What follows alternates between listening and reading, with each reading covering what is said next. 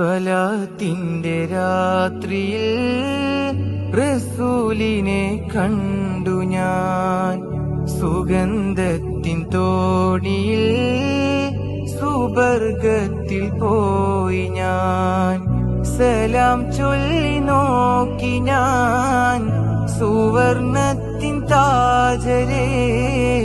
സ്വയം മറന്നു ഞാൻ സുഖരസമധുമഴയിൽ. ചിരിമണി ചിതറുന്നൊരൊളി കമറേ, തിരുമൊഴി വിതറുന്നൊരു ദിബദറേ.